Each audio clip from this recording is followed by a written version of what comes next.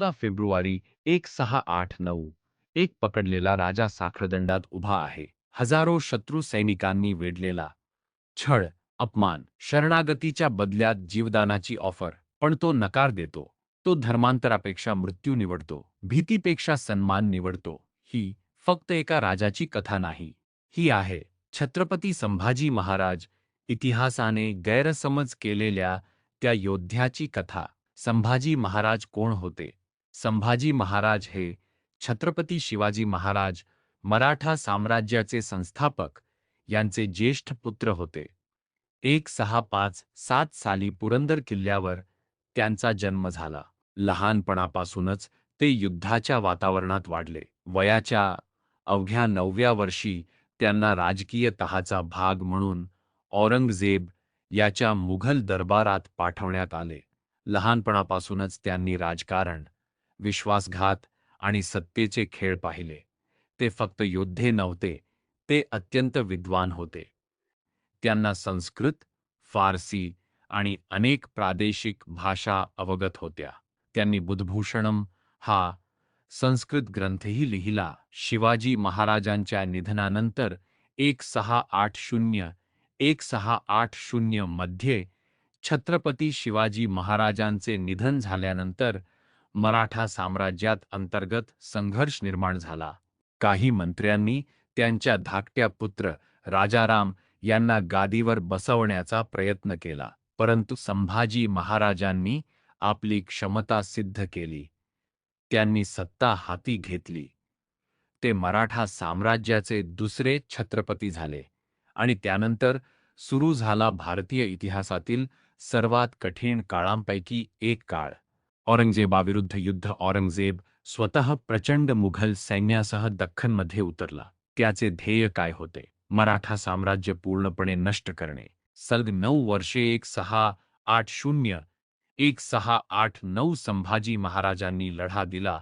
मुघल साम्राज्याविरुद्ध, जंजिऱ्याच्या सिद्धीविरुद्ध, पोर्तुगीजांविरुद्ध, अंतर्गत बंडखोरांविरुद्ध.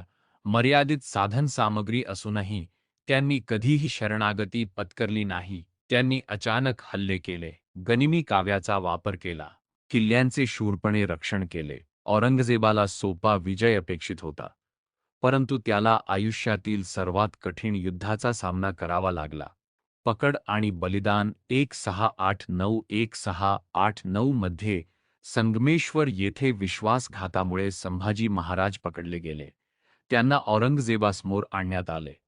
मुघल सम्राटाने त्यांना 2 पर्याय दिले: इस्लाम स्वीकारा आणि जगा, किंवा नकार द्या आणि मरा. संभाजी महाराजांनी नकार दिला.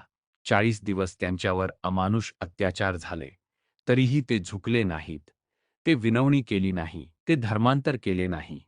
11 मार्च 1689 रोजी त्यांची हत्या करण्यात आली.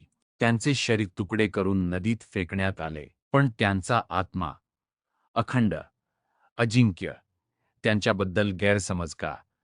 अनेक वर्षे मुघल कागदपत्रे आणि काही पक्षपाती इतिहासकारांनी त्यांना बेफिकीर, निष्काळजी, जबाबदार नसलेला असे चित्रित केले. परंतु आधुनिक संशोधन वेगळे सत्य सांगते. त्यांनी जगातील सर्वात बलाढ्य साम्राज्याशी जवळपास दशकभर सामना केला, स्वराज्याचे रक्षण केले, भविष्यातील मराठा प्रतिकाराला प्रेरणा दिली. त्यांच्या मृत्यूनंतर मराठे कोसळले नाहीत, उलट ते अधिक शक्तिशाली बनले. नंतरच्या काळात मुघल साम्राज्याची घसरण सुरू झाली आणि त्यामागे दख्खनमधील दीर्घ युद्धाचा मोठा वाटा होता. त्यांचा वारसा संभाजी महाराजांच्या प्रतिकाराशिवाय मराठा साम्राज्य टिकले नसते. नंतरचे शासक जसे राजाराम आणि शाहू पहन यांनी लढा पुढे चालू ठेवला. 18व्या शतकात मराठे भारतातील सर्वात शक्तिशाली सामर्थ्यांपैकी एक बनले. संभाजी महाराज दुर्बळ नव्हते, ते निडर होते. ते निष्काळजी नव्हते, ते तडजोड न करणारे होते.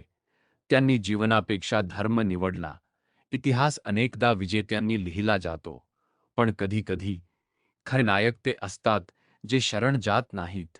छत्रपती संभाजी महाराज हरले नाहीत, ते बलिदान झाले आणि त्या बलिदानामुळे स्वराज्य टिकले.